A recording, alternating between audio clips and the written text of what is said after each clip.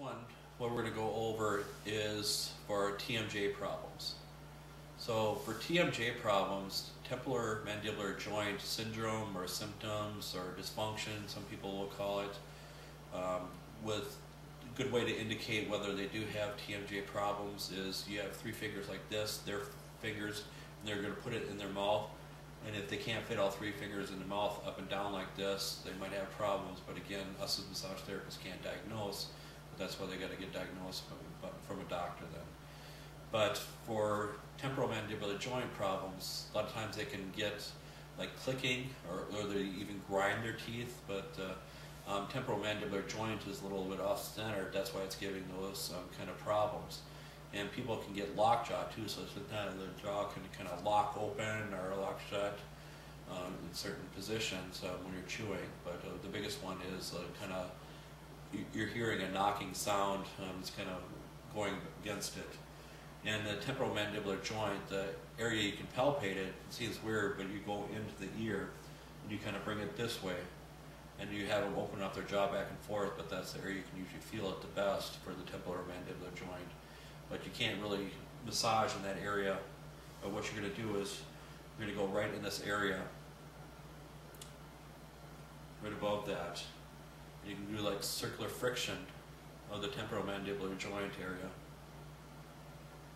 And another option is you can have them slowly open up their mouth and slowly close their mouth. So you can feel a little bit of movement with the temporal mandibular joint.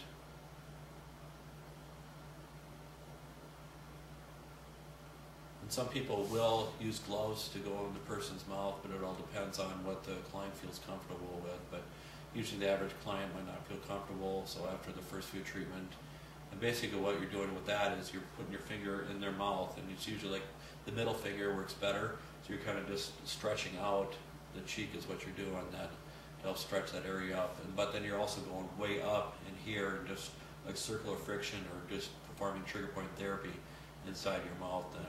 But that's what you can do is for yourself. So try that on yourself many times. Just go up in there, and like circular friction to get up in that area to help with the TMJ problems. But again, try to go the unaffected side first, then the affected to help relieve that for anything with TMJ problems.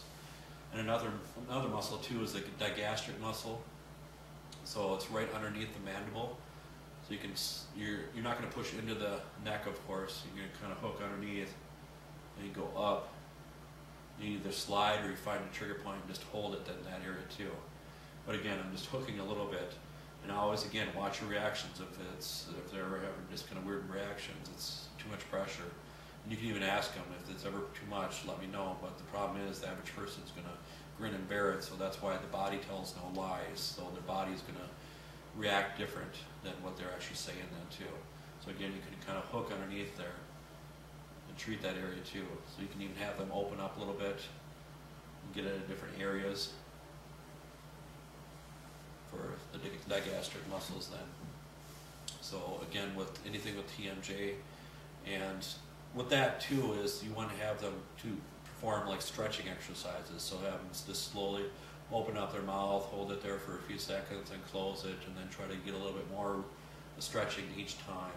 Because sometimes people develop temporal mandibular joint problems with their car accidents, or sometimes if they have oral surgery, sometimes that can cause the problems with TMJ problems then. So again, with the TMJ, you can also bring it down like this. So anything again in this area. But sometimes areas in the neck and shoulder region can mimic TMJ problems, so that's why nothing's 100%. And again, we can't diagnose, of course. We're just doing a lot of circular friction in this area. It works the best, but you can even kind of glide up. So just a regular face massage just to warm up those areas. So again, don't go right into the problem areas to start with. Always warm up those muscles beforehand. And some people will use heat in those areas to help relax it, because heat increases the circulation. But using cold in that area for your massage is probably not a good idea. So heat again is going to be a lot more beneficial then.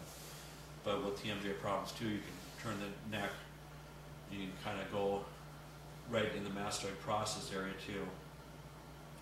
kind of hook underneath there